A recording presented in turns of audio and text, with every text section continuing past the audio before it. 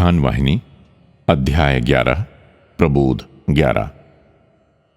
ध्यान का उद्देश्य वासना को दूर करना है।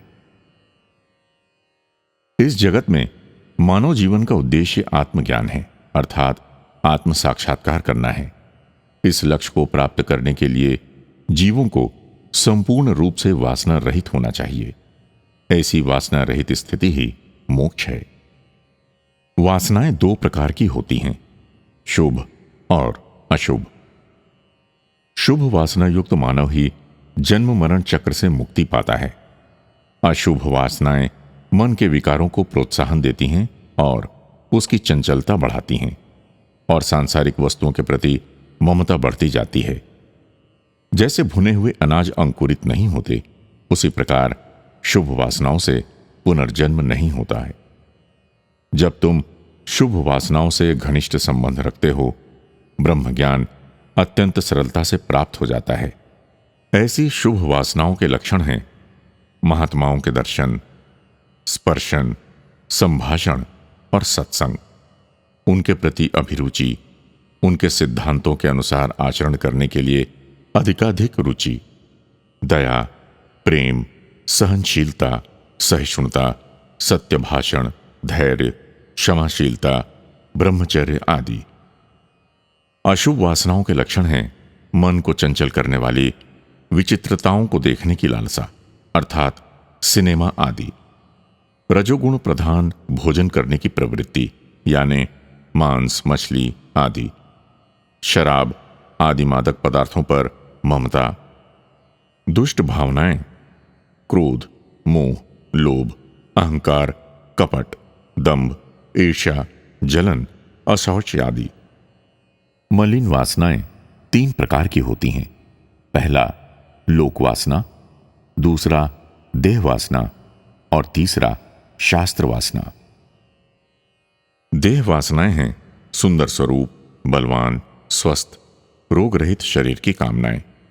कुछ शास्त्र वासनाएं होती हैं, जैसे शास्त्रों में प्रकांड विद्वान होकर दूसरों को पराजित करने की इच्छा, सभी पंडितों से श्रेष्ठ होने की इच्छा। लोक वासनाएं हैं कीर्ति व यश पाने की लालसा, अधिकार व बड़े बड़े पद पाने की इच्छा, ख्याति और अधिक गौरव पाने की इच्छा। ये समस्त कामनाएं मलिन वासनाएं ही हैं। ये वासनाएं जीवों को संसार में लिप्त करती हैं और उसके फलस्वरूप जीव को आवागमन के चक्र में फंसना पड़ता है। इस मन रूपी वृक्ष के दो बीज हैं, वासना और प्राण। बीज एक वृक्ष के रूप में परिवर्तित होता है, वृक्ष से बीज फिर उत्पन्न होते हैं। वासनाओं के कारण प्राण में कंपन होता है। प्राण में कंपन होने के कारण वासनाएं काम करती हैं। इन दोनों में से यदि एक नष्ट कर दिया जाए तो दूसरा भी नष्ट हो जाएगा। इसलिए इन दोनों को नष्ट करने के लिए मन में जो अज्ञानता है, सर्वप्रथम उसको समाप्त करना होगा। ये अज्ञानता अकेली नहीं है, इसका एक आसुरी पुत्र भी है, जिसका नाम है अहंकार। इस आसुरी अहंकार के दो पुत्र हैं, पहला राग और दूसरा वासना। ये दोनों अत्यंत निकट संबंधी हैं। जहां राग होता है वहां वासना अवश्य होती है। ये दोनों सहोदर सदैव साथ रहते हैं, कभी इनमें बिछोह नहीं होता। राग से ही मन में मैं, मेरा की भावना होती है।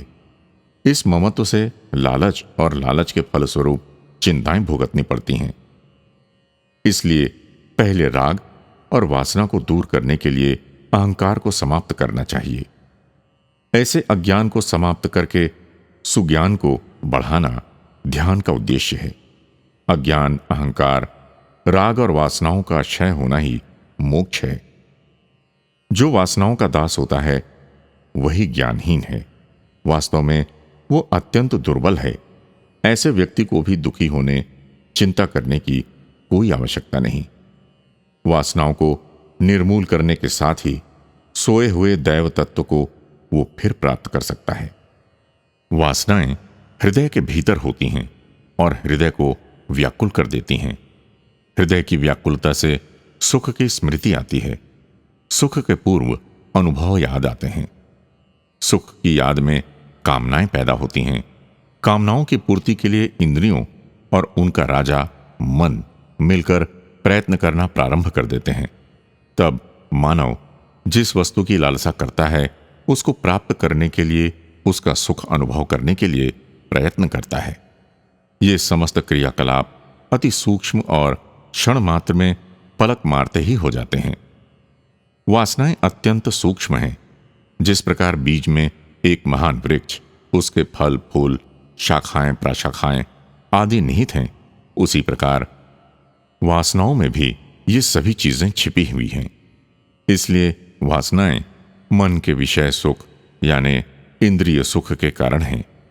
अगर वासनाएं नहीं हैं तो मन निर्मल हो जाता है और उस वासना से संबंधित सभी क्रियाकलाप नष्ट हो जाते हैं।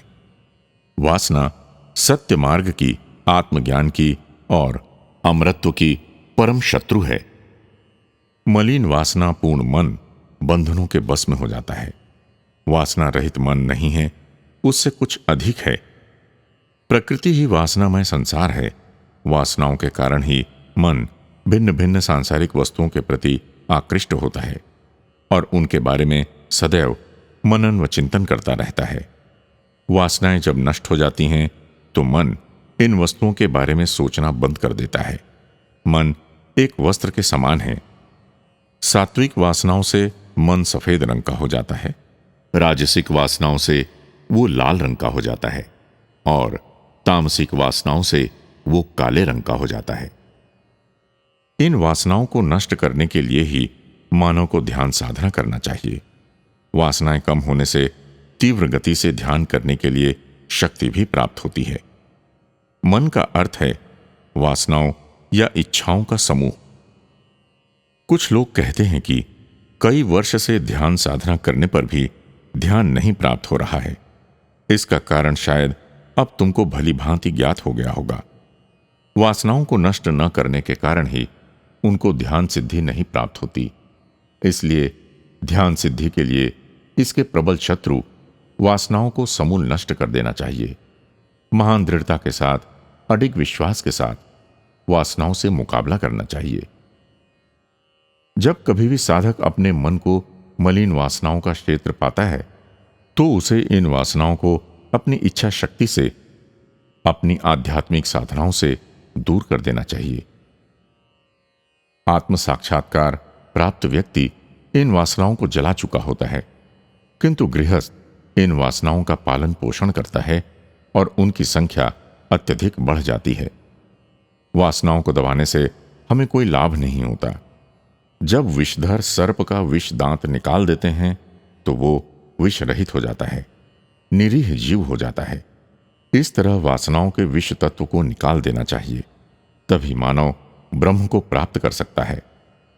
पवित्र वासनाएं कितनी भी हों, उनसे कोई हानि नहीं है, मगर पवित्र वासनाएं भी एक प्रकार के बंधन हैं। जिस प्रकार पैर में गड़े कांटे को निकालने के लिए एक दूसरे कांटे का प्रयोग करते हो और फिर दोनों कांटों को फेंक देते हैं, इसी प्रकार मलिन वासनाओं को दूर करने के लिए पवित्र वासनाओं का प्रयोग करो, फिर दोनों प्रकार के वासनाओं को दूर कर दो, अर्थात मोक्ष वासनाओं को भी क्रमशः त्याग देना चाहिए। जंजीर चाहे लोहे की हो चाहे सोने की, है तो जंजीर ही, बंधन तो बंधन ही है। इन दोनों बंधनों से मुक्त हो जाना चाहिए, अर्थात वासना रहित हो जाना चाहिए।